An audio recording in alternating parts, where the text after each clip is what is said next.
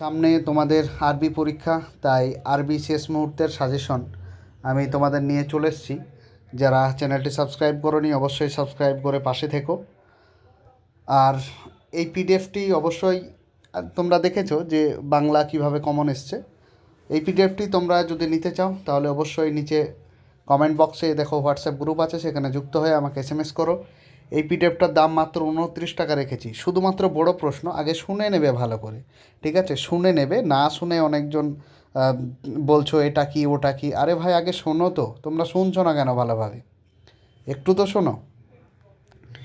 এই পিডিএফটা আমি 39 পেজ 39 পেজের পিডিএফ আমি তোমাদের বানিয়েছি শেষ মুহূর্তে। শুধুমাত্র বড় প্রশ্ন 29 টাকায় দিচ্ছি, ঠিক আছে? তোমরা আমাকে সাথে যোগাযোগ করো, আমি স্ক্রিনশট মানে দেবো, স্ক্যানার দেবো, কিংবা তোমরা ফোনপেতে পেমেন্ট করে আমাকে স্ক্রিনশটটি পাঠাবে, পিডিএফটি পেয়ে যাবে। এখানে শুধুমাত্র আমি তুলেছি 2 নম্বরের, 3 নম্বরের এবং 5 নম্বরের আরবি প্রশ্ন, ঠিক আছে? চলো কী কী তুলেছি। যারা পিডিএফ নিতে পারবে না 29 টাকায় তারা কী করবে, এগুলো স্ক্রিনশট মেরে পড়বে, আর যারা নেবে তারা তো নেবেই। দেখো, প্রথমত এগুলো টেস্ট পেপার থেকেই তুলেছি, ভীষণ ইম্পর্টেন্ট, বারবার যেগুলো রিপিট করেছে সেগুলো তুলেছি, ব্যাকরণ সহ। আরবি ব্যাকরণও আছে, ঠিক আছে? শুধু ভেবো না যে আরবি আছে। প্রথমে বলছে, কে কেন হজরত ওমর রাজি আল্লাহ তালা আনহুর নিকট দূত পাঠিয়েছিল? রোম সম্রাট কাইজার। হজরত কাইজার লিখতে হবে না, রোম সম্রাট, তাই লিখবে যে রোমান সম্রাট হজরত ওমর রাজি আল্লাহ তালা আনহুর শাসন ব্যবস্থা এবং তার সাদাসিধে জীবনযাপন সম্পর্কে জানার জন্য এবং তার চারিত্রিক দৃঢ়তা পর্যবেক্ষণ করার জন্য একজন দূত পাঠিয়েছিলেন। আমি সমস্ত প্রশ্ন আলোচনা করব না, ভীষণ ভীষণ ইম্পর্ট্যান্ট প্রশ্নগুলো দেখব, আর আনসারগুলো তোমরা একটু দেখে নিও, যদিও করা রয়েছে আনসারগুলো উত্তর বলে। সমুদ্র থেকে কী কী সংগৃহীত হয়? প্রশ্নগুলো বারবার দিয়েছে। মাছ, মুক্তো, প্রবল, বিভিন্ন মূল্যবান খনিজ সম্পদ ও লবণ। তারপর 3 নম্বর দেখো, এই যে একটা কথা রয়েছে, এই কথাটি হচ্ছে আস সাবাহুল খাইর। এই কথাটির অর্থ কী? না, এই কথাটির অর্থ হচ্ছে শুভ সকাল। ভীষণ ইম্পর্টেন্ট, টেস্ট পেপারে বারবার দিয়েছে এবং এমনিও এবছরের জন্য ইম্পর্টেন্ট। তারপর দেখো 4 নম্বরের প্রশ্ন উত্তরগুলো। আরবি টেক্সটগুলো কী দেওয়া রয়েছে এখানে তোমাদের দেখো, ভীষণ ইম্পর্টেন্ট কিন্তু যেগুলো তোলা হয়েছে, ঠিক আছে? এর বাংলা অনুবাদ চেয়েছে, তো বাংলা অনুবাদ দেখো দিয়ে দেওয়া রয়েছে। তারপরে 5 নম্বরের প্রশ্নগুলো দেখো, 5 নম্বরে মানে তোমাদের টেস্ট পেপারের 5.1-এ ছিল, ঠিক আছে? সেগুলো এই যে নারীদের মর্যাদা, এই যে গল্পটা রয়েছে, এই গল্পের মূল শিক্ষণীয় বিষয়গুলি আলোচনা করো। মূল শিক্ষণীয় বিষয়গুলি কি? না, এখানে যে ইসলামে নারীর সর্বোচ্চ সম্মান ও নিরাপত্তা। হযরত ওমর রাদিয়াল্লাহু তাআলা আনহুর সময়ের প্রেক্ষাপটে এটি দেখায় যে একজন শাসক বা সাধারণ পুরুষ হিসাবে নারীর প্রতি কেমন আচরণ করা উচিত, ঠিক আছে? তো মূল শিক্ষাগুলো এখানে পয়েন্ট করে দেওয়া হয়েছে। নারীদের প্রতি একটা সম্মান, বিপদগ্রস্ত বা অসহায় নারীকে সর্বাত্মক সহযোগিতা, পরস্ত্রীর প্রতি দৃষ্টি ও আচরণের ক্ষেত্রে কঠোর শালীনতা বজায় রাখা, ঠিক আছে? দেখো, অন্যান্য সাজেশনের সাথে আমার সাজেশন তুলনা করো না। আমার সাজেশন অন্যান্যদের থেকে অনেক বেটার। আমি বলছি না, তোমরা বলবে, কারণ হাই মাদ্রাসার হয়তো আরও 2-1জন বিক্রি করছে আমার নাম করে, কিংবা আমি বলছি আজারুল স্যার, এরকম আমি আগেও বলেছি অন্যান্য ভিডিওতে, যে আমি কাউকে সাজেশনের জন্য আগে বলছি না। আর ওই স্যারটা কী করছে, আগে সবাইকে বলছে যে সাজেশন নেবে নেবে এরকম বলছে, ঠিক আছে? তো ওই রকম ফ্রড করো না। আমার সাজেশন দেখবে প্রত্যেকটা পিডিএফে আমি ওয়াটারমার্ক করে দিয়েছি, ঠিক আছে? এই ওয়াটারমার্ক না থাকলে কিন্তু তোমরা নিও না, এটা ভাববে না যে তাহলে আমার ওয়াটারমার্ক দেওয়া রয়েছে। তো পরবর্তী 5 নম্বরের প্রশ্ন, যে সুলতান সালাউদ্দিনের চরিত্র ভীষণ ভীষণ ইম্পর্টেন্ট, এবারের জন্য মারাত্মক ইম্পর্টেন্ট, তোমরা করে রেখো কোয়েশ্চেনটা। উত্তরটা দিয়ে দিয়েছি, দেখে নাও। আর পিডিএফটি যারা নিতে চাও মাত্র 29 টাকা, বেশি দাম নয় কিন্তু, তোমাদের শুধুমাত্র রিভাইজ দেওয়ার জন্য। তারপরে দেখো বন, এই যে বন গল্পটা, এখানে কোন কোন নিয়ামতের উল্লেখ করা হয়েছে সেগুলো বিশ্লেষণ করতে বলা হয়েছে, ঠিক আছে? যে বন আমাদের জন্য একটা কত বড় নিয়ামত। এখানে পরিবেশের ভারসাম্য দিয়ে পয়েন্ট রয়েছে, সম্পদ দিয়ে পয়েন্ট রয়েছে, জীববৈচিত্র্য দিয়ে পয়েন্ট রয়েছে, ঠিক আছে? তারপর দেখো 8 নম্বরের প্রশ্ন, যে কোনো 3টি বারবার রিপিট করেছে কিন্তু টেস্ট পেপারে, যে বিদ্যার দ্বারা মানুষ কি অর্জন করতে পারে? বিদ্যার ভাণ্ডারকে অফুরন্ত বলা হয়েছে কেন? বিদ্যার দ্বারা মানুষ জ্ঞান, প্রজ্ঞা, সঠিক দিক নির্দেশনা এবং আত্মিক মুক্তির জন্য অর্জন করতে পারে। বিদ্যার ভাণ্ডারকে অফুরন্ত বলা হয়েছে কারণ বিদ্যা এমন একটি সম্পদ যা বিতরণ করলে বা ব্যবহার করলে কমে না, বরং আরও বৃদ্ধি পায়। পার্থিব সম্পদ ফুরিয়ে গেলেও জ্ঞান কখনো শেষ হয় না। তারপর দেখো, সম্মানিত হওয়ার ক্ষেত্রে প্রয়োজনীয় শর্তগুলি কী কী? ভীষণ ইম্পর্টেন্ট, 3বার তুলেছে কোয়েশ্চেনটা টেস্ট পেপারে। মূল শর্ত হচ্ছে যে সঠিক জ্ঞান অর্জন করা, উন্নত চরিত্র গঠন করা, বিনয়ী হওয়া, অহংকার ত্যাগ করে সততার পথে চলাই সম্মানের চাবিকাঠি। 8-3 দেখো, এই যে কবিতাটা দিয়েছে এটা কোন কবিতার অংশ এবং কবি কোথায় প্রবেশ করেছিলেন? এই কবিতাটা হচ্ছে হাফিজ ইব্রাহিমের একটি কবিতার অংশ। কবি এখানে একটি মঠে বা ধর্মীয় উপাসনালয়ে প্রবেশ করেছিলেন বলে উল্লেখ করেছেন। 8-4 দেখো, মানুষের জন্য কোন জিনিসকে কবি অলংকার বলেছেন? নলেজ বা জ্ঞানকে বলেছেন, সৎ চরিত্রকে বলেছেন। ঠিক আছে, বাহ্যিক সাজসজ্জার চেয়ে চারিত্রিক গুণাবলী একজন মানুষের আসল পরিচয়। তারপর দেখো, যুগের প্রশ্নের উত্তরে কবি কী বলেছেন? যুগের পরিবর্তনের সাথে সাথে কবি জ্ঞান বিজ্ঞানে উন্নত হওয়ার উপর প্রচুর গুরুত্ব দিয়েছেন। যারা টেস্ট পেপার বলছি, এই পিডিএফটি নিতে চাও মাত্র 29 টাকায় কমেন্ট বক্সে যাও, সেখানে হোয়াটসঅ্যাপ গ্রুপ আছে, সেখানে আমাকে ডিরেক্ট SMS করো। ঠিক আছে, আমি দেখো গ্রুপের অ্যাডমিন আছি, তো সেখান থেকে আমাকে SMS করতে পারো পিডিএফটি নেওয়ার জন্য। পরবর্তী প্রশ্ন 9 নম্বরে দেখো, যে মূর্খদের মৃত্যুর পূর্বে কবরবাসী হওয়ার অর্থ কী? এর অর্থ হচ্ছে একজন মূর্খ ব্যক্তি বেঁচে থাকলেও সমাজের কাছে তার কোনো গুরুত্ব বা প্রভাব নেই। জ্ঞানের অভাবে সে মৃত মানুষের মতোই নিথর এবং অকেজো। জ্ঞানহীন জীবন হলো জীবন্ত লাশের মতো, যা কবরের অন্ধকারের সমতুল্য। পরবর্তী প্রশ্ন ভীষণ ইম্পর্ট্যান্ট। এই যে আনা কবিতার উপর এবার কোয়েশ্চেন গ্যারেন্টি তুলবে। এখানে মনের যে বেদনা প্রকাশ করা হয়েছে সেটা বর্ণনা করতে হবে।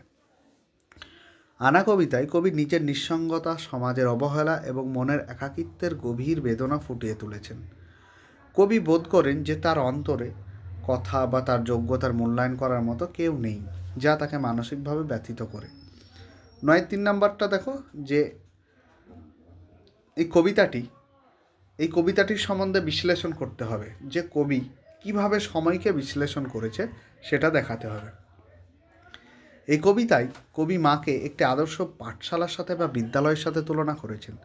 তিনি বিশ্লেষণ করেছেন একটি উন্নত জাতি গঠনে মায়ের ভূমিকা অপরিসীম। যদি মা শিক্ষিত এবং আদর্শবান হয় তবে সেই সমাজ ও সময় সঠিক পথে পরিচালিত হবে। ঠিক আছে, তারপরে দেখো আনসার কাদের বলা হয় এবং কেন? আনসার হচ্ছে সাহায্যকারী।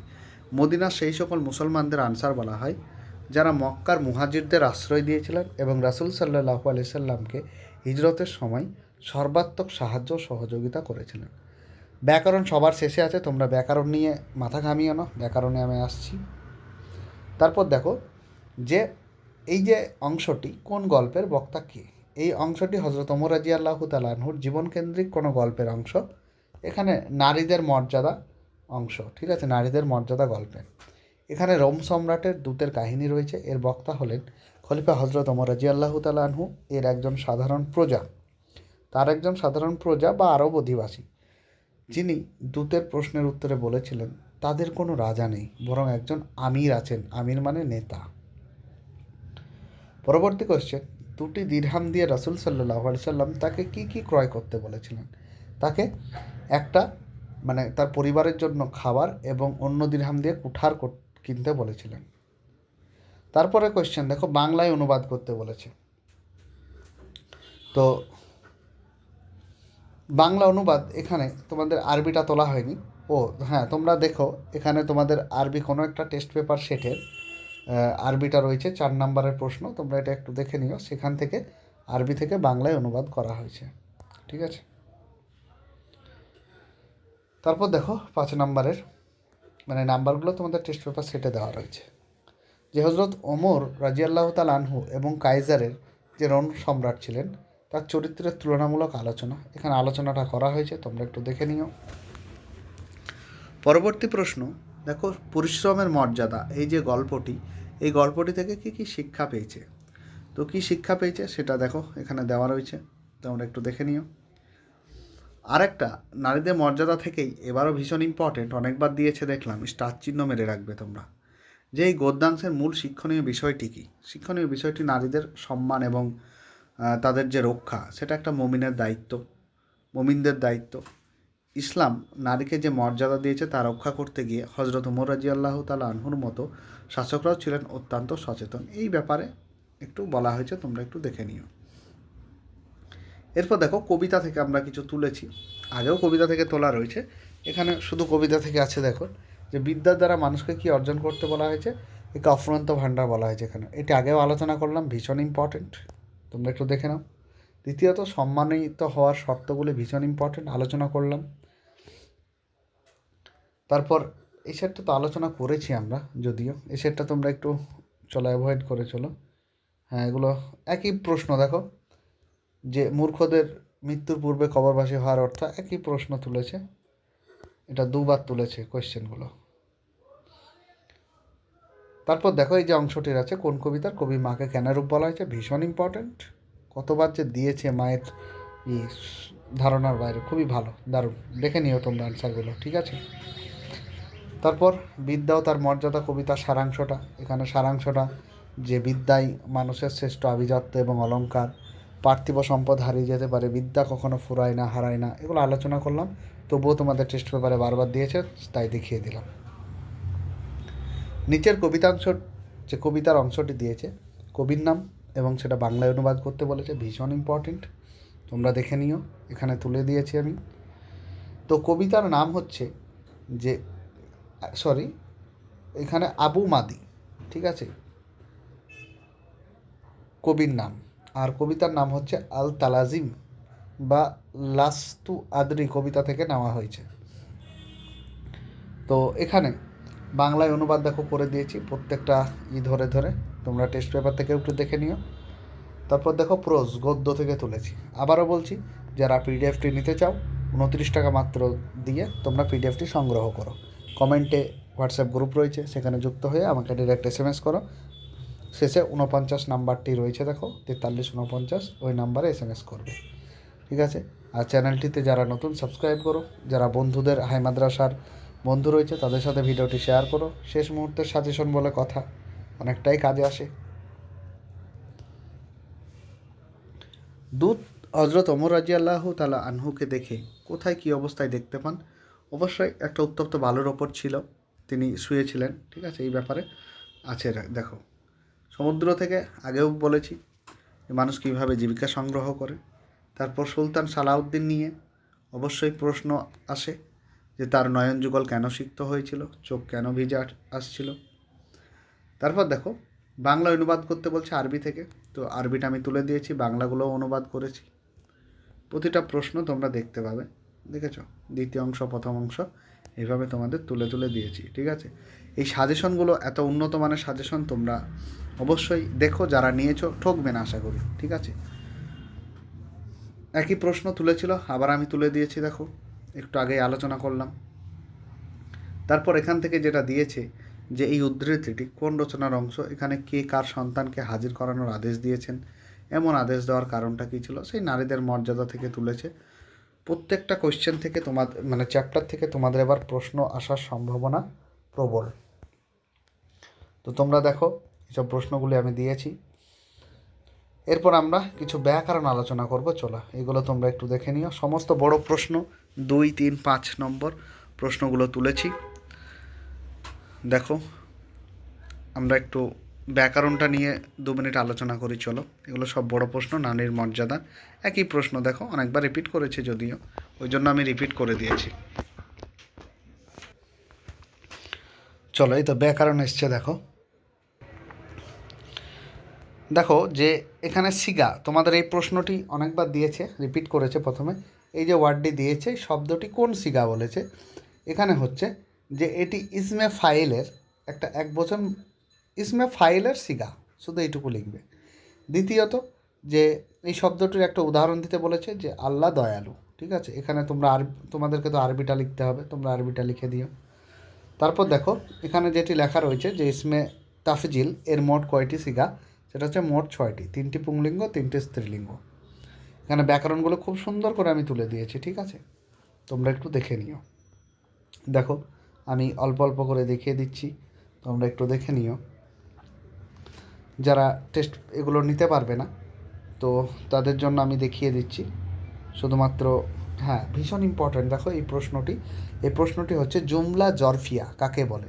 যে বাক্যের শুরুতে জরফ থাকে তাকে জুমলা জরফিয়া বলে। উদাহরণ, আমার কাছে একটি বই আছে, না আরবিতে লিখে দিতে হবে। দেখো, দুটি সিগার উল্লেখ করতে বলেছে পরের কোয়েশ্চেনে, ভীষণ ইম্পর্ট্যান্ট। দেখো, দেখে নাও তোমরা, যারা এগুলো নিতে পারবে না তোমরা স্ক্রিনশট মেরে নিও, ভীষণ ইম্পর্ট্যান্ট। দেখো, এগুলো আরবি ভাষায় অনুবাদ করতে বলেছে, তোমাদের আরবি ভাষায় অনুবাদ করে দেওয়া হয়েছে টেস্ট পেপার থেকে, ঠিক আছে? কত সুন্দরভাবে সাজেশনটি বানানো হয়েছে সেটা তোমরাও বুঝতে পারছো, ঠিক আছে? অন্যান্য যে সাজেশন বিক্রি করছে তার সাথে আমার কোনো তুলনা করো না, বেশ?